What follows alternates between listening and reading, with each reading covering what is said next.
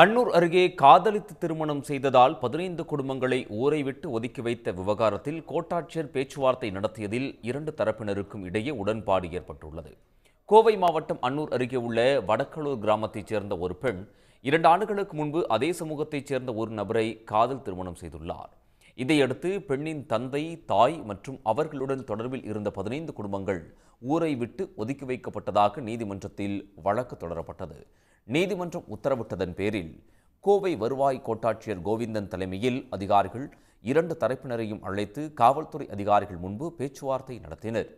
அன்னூர் வட்டாட்சியர் அலுவலகத்தில் நடைபெற்ற இந்த பேச்சுவார்த்தையில் இந்திய அரசியலமைப்பு சட்டம் காதல் திருமணங்களை அங்கீகரிக்கும் நிலையில் அதனை எதிர்த்து ஊரை விட்டு ஒதுக்கி வைப்பது சட்ட விரோதம் என எடுத்துரைக்கப்பட்டது.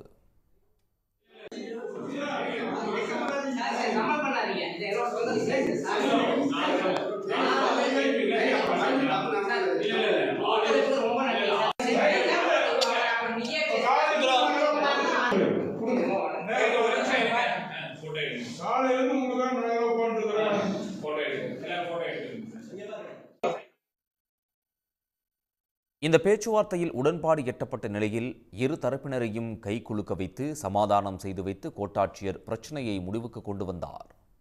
உடனுக்குடன் செய்திகளை தெரிந்து கொள்ள சன் நியூஸ் பெல் ஐகானை கிளிக் பண்ணுங்க.